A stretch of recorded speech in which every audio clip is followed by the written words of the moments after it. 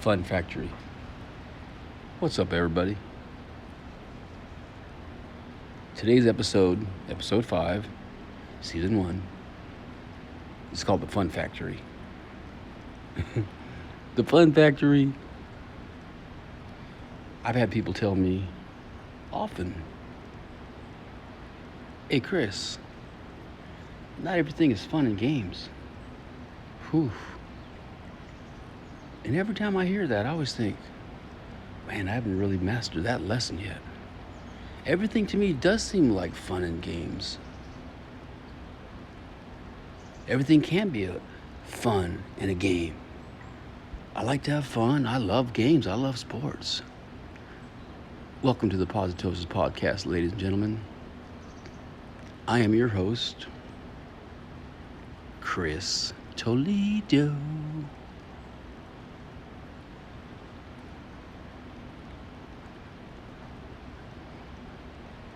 Today is about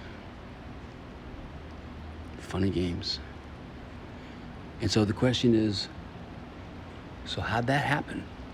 Like, how did fun and games, how did that become an important part of your life?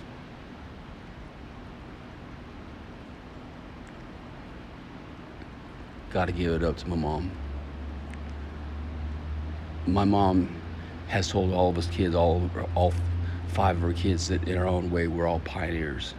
And we are. Each one of us have our own rhythm, our own flow, our own gifts, all that. But the real pioneer is Angie, our mother.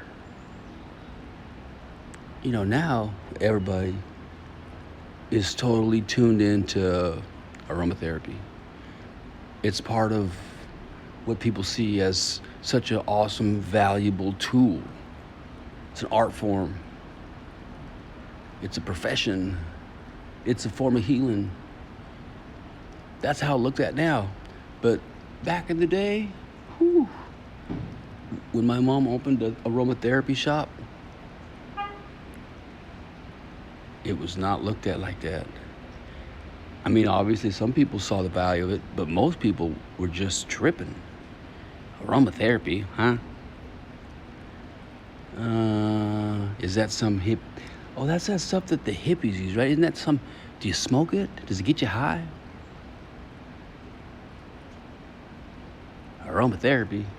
That's weird. It's for the weirdos.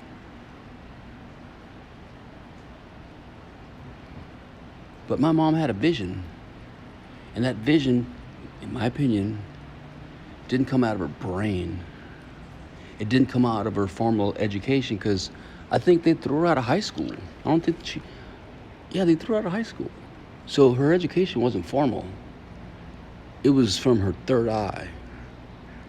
Her third eye is and was wide open. In my whole life, I was exposed to that. And she's the one that opened my third eye.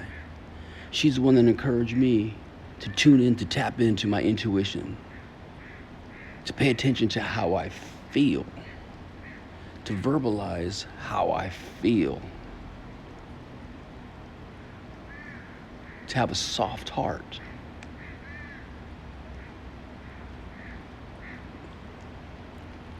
My mother, our mother, has a unique relationship with all of her kids, a very unique relationship, each one with its own rhythm and its own flow. So I can't speak for my siblings, but I'm confident to say that, man, our mother is the most awesome.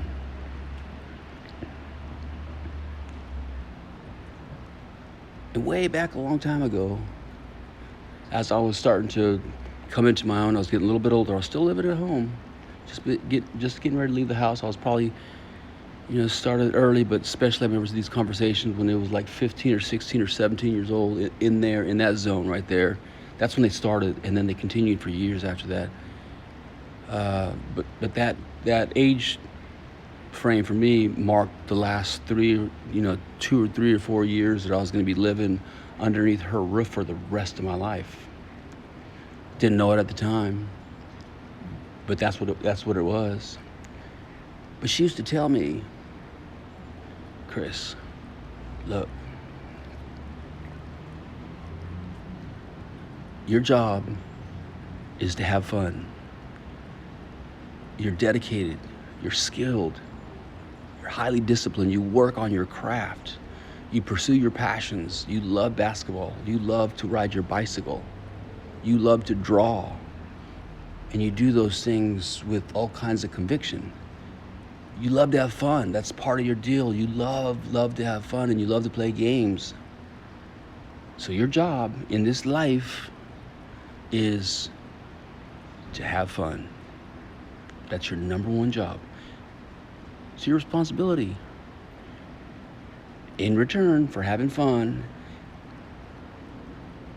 you're going to get paid. You're going to get paid to have fun. So the exchange is you have fun, you get paid, and people are going to watch. People will watch you have fun. They're going to watch how to have fun. And then you're going to have fun with those people. So you just have fun. People are going to watch you. They're going to pay you to watch you have fun. And then at some point, you can invite them in to have fun with you. And this is way before the pro basketball came in. This is way before my television show came in. This is way before I became an MC and a motivational speaker. It's way before that. But I remember that, though. I so remember that. I remember after playing pro ball several times that, I was playing international. I was playing in Mexico, and I just remember being on some basketball court someplace in Mexico. Crowd, full capacity. And over there in Mexico, the games always started super late.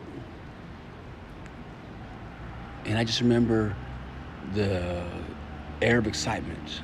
A lot of people screaming my name. I was on the pro basketball team. I was getting paid to play to entertain people. So my job was just to play really well and to have fun. And I just remember thinking, yeah, that's what she told me was going to happen. She told me that was my responsibility. And so when I'm having fun, I feel like I'm doing my job. And part of what I love about sports and having fun is that repetition is king and queen. Sorry about that, everybody. Repetition is king and queen. You just do it. And if you're doing something that you love, and I have fun with things that I love to do. So I put all my passion, all my skill set, all my focus, all my concentration, all my communication, all my charisma, all my everything. I put that into having fun, knowing that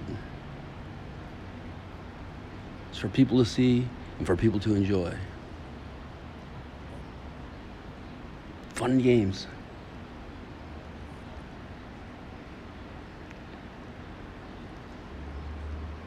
So at this time, this period of life, in this year, we're towards the end of 2021. And, this period of life in the history of my life is different than any other time period. We've just had some things on a global scale that have gone on, and everybody's had to really make some choices and decisions and do some adaptations and alterations to their life and their lifestyle. So some of you might be thinking, dude, what's so fun about all this that has been going on, and kind of game, how can you even think about turning that into a game? Once again, I said earlier, I didn't really learn that lesson about everything is not all fun and games. I haven't got that one down yet. I'm still in the mindset that everything is fun and games. It can be fun and games. And what's fun and games is that some of the light bulbs will go out. They'll burn out. But the idea and the hope is that they all don't go out. Even if there's 100 light bulbs light in the room, and 99 of them go out, all we need is just one. We just need a little light. We just need at least a little bit of light. In the meantime, while that one light is burning, they're gonna fix the other ones. They'll fix the other ones until ultimately the whole thing is gonna be shining bright. So I represent that light bulb. That's what I think of myself. I think of myself as that light bulb, as the one, when times are in the place that they are. Sometimes it's super awesome, super comfortable, and other times it's a different type of feeling. Here's what I also know too. After all said and done, there's going to be a point in the future where everybody's going to look back and laugh. remember when, and then the story comes out and you laugh about it. Like, yeah, man, yeah, I remember. So eventually you're going to laugh about everything. You're going to have fun with it eventually. My invitation to you is, don't wait till way then into the future. Have fun with it now. I think some people call that mindfulness, being in the present moment. I worked at a place called Miraval Life and Balance in Catalina, Arizona. Shout out to Miraval. This place was just great. It was all based on the concept of mindfulness. And so I came flying in from Southern California, sold myself to the right people, and they hired me as a creative consultant. And they said to me, they wanted me to teach dance. But I just come out of teaching dance on television, and to be honest, I had a really bad knee injury that I was still tending to, so I wasn't really ready to teach dance. But on my injuries like that, I don't publicize them, I just deal with them. And so I told him, I was like, all right, well, you know what? I will retool your whole fitness deal. We're going to change the name of it. But I mainly want to be like a consultant. And so my assignment was to take every activity that they had to offer, and they had some cool stuff, the equine experience. They had everything, all the mindful things you can imagine, mindful hiking, a fear thing where you go walk to the top of this pole and get strapped into this rope, and then you jump off and you hope they grab you and hold you. All kinds of cool stuff. But my assignment though was to take all those courses and not change the content, but put some fun into them. Help the instructor inject fun. They said that their offerings were great, but they just wanted them to be lighter and with more fun. And I got this huge contract, a year contract. I'm like, yeah, there you go, Mom. See, you're definitely right. I get to have fun. Now they're paying me to find fun. The Fun Factory. And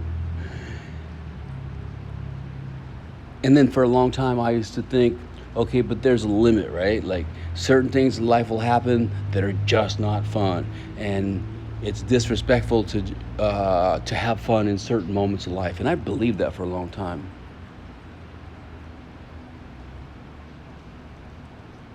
But as I've grown and expanded my mind, I think that I've decided that, especially in high intensity moments, especially in those moments, the best thing that I have to offer any situation or anybody is the highest version of myself, the purest version, the most positive.